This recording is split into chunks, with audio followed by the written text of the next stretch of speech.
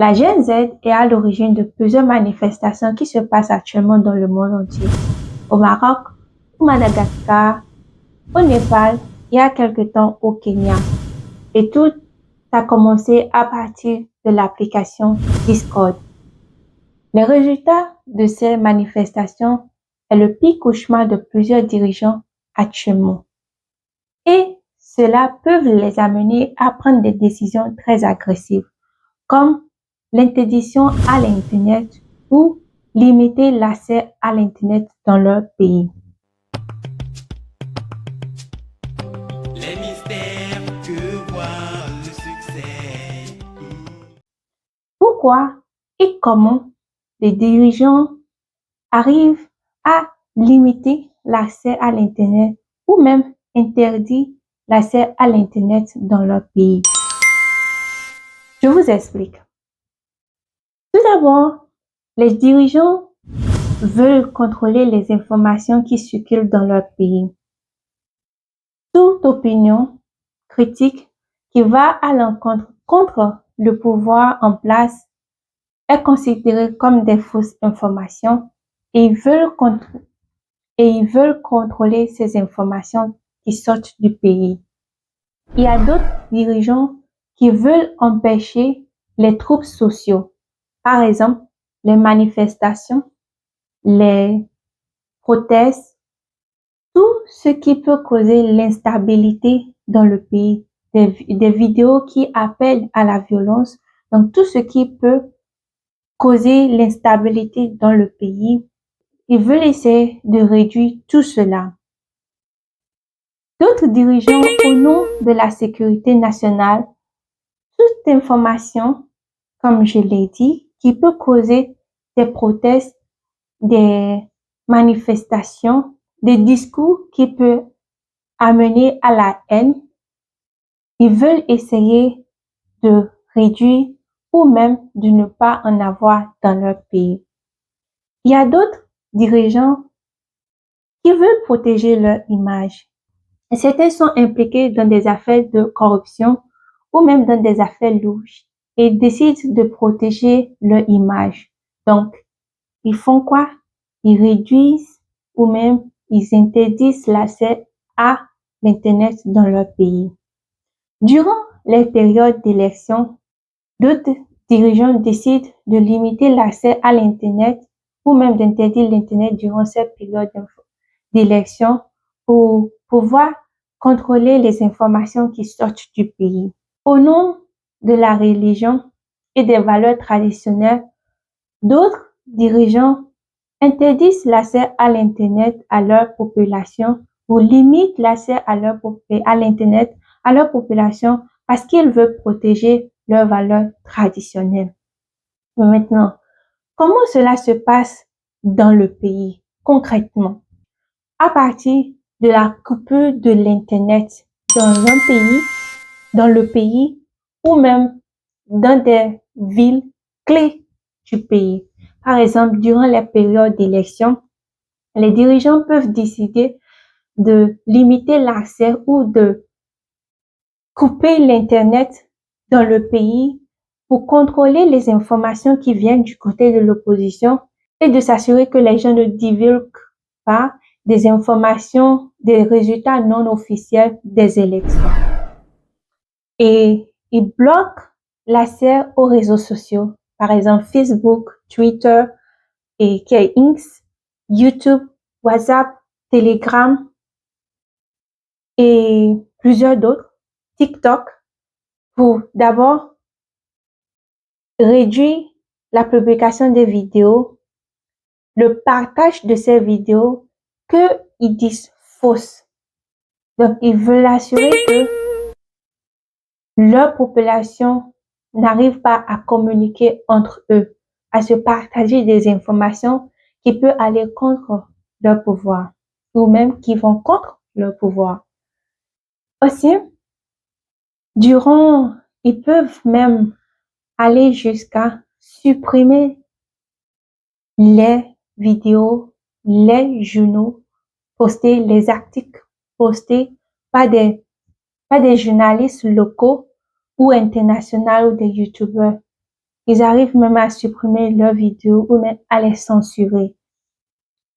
D'autres dirigeants vont jusqu'à mettre des systèmes de traquage pour traquer les youtubeurs, les journalistes, des influenceurs qui postent des informations contre le pouvoir ou même qui partagent des informations qui vont à l'encontre de certaines lois prises par le gouvernement. D'autres dirigeants vont jusqu'à intimider ces personnes, les journalistes, les youtubeurs, les influenceurs, d'autres même gouvernements arrivent à les intimider. Et là, avec tout cela, ces personnes s'auto-censurent. Donc, quand tu es face au gouvernement qui te demande de faire certaines choses, ne pas publier certaines choses, tout cela contre le pouvoir, toi-même en tant que journaliste ou youtubeur, tu t'auto-censures parce que tu ne veux pas avoir des problèmes avec la loi. Je ne sais pas si vous avez vu la vidéo et des autorités togolaises qui ont publié il y a quelque temps cette vidéo. Désormais, quiconque produira, reproduira, publiera, en fait, partagera des contenus qui sortent du cadre légal en vigueur sera l'objet de poursuites. Pareillement, cette vidéo, par exemple, va dans la catégorie de la loi restrictive. Il y a des dirigeants qui vont jusqu'à passer des lois restrictives qui empêchent les journalistes, les youtubeurs, les influenceurs à publier, à écrire des articles qui vont contre le pouvoir. Ce sont des lois qui ne sont pas ni blanches ni noires. Il y a des espaces toujours grises dans les lois qui passent. Parce que toi-même, en tant que youtubeur ou bien en tant que citoyen, tu vois, tu te demandes pourquoi ils ont arrêté cette personne. Ils te disent c'est à cause de cette loi, ils ont passé cette loi. Alors que cette loi, ce que la personne a publié et la punition que la personne a reçue, tu te demandes, mais c'est quelle sorte de loi ça? Parce que c'est une loi très floue, très grise. Je ne sais pas pourquoi cette loi est là. Je ne sais pas si vous me comprenez, mais ces dirigeants arrivent à passer des lois restrictives. Maintenant, cette décision de limiter l'accès à l'Internet ou d'interdire l'accès à Internet dans le pays, bien dans certains pays, amène la population à être tout d'abord coupée du monde entier parce que les informations qui sortent sont des informations bien embellies. Donc, la population a juste une image, toujours une image du pouvoir. Et c'est pareil pour les informations qui sortent du pays.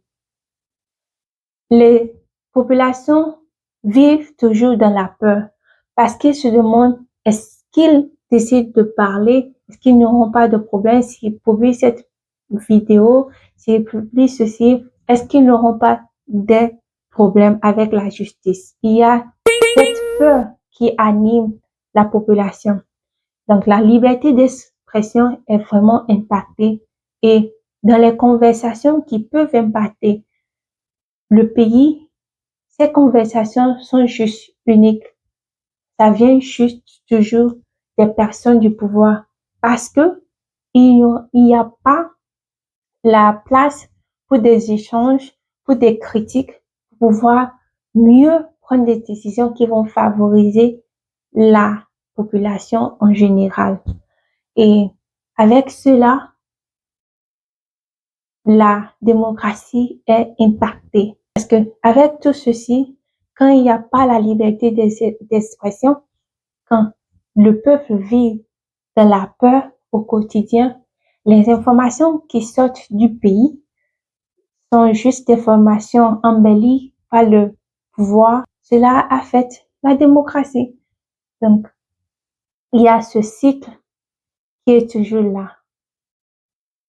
Avec les protestations de la Gen Z, je pense que cela attire l'attention de plusieurs dirigeants dans le monde entier et je pense qu'ils prendront de bonnes décisions qui impactera positivement notre génération et ils n'auront pas à prendre des décisions très agressives comme celui d'interdire l'accès à l'Internet ou même limiter l'accès à l'Internet à leur population. Dites-moi ce que vous pensez de ce que je viens de dire et partagez vos opinions dans la barre de commentaires s'il vous plaît.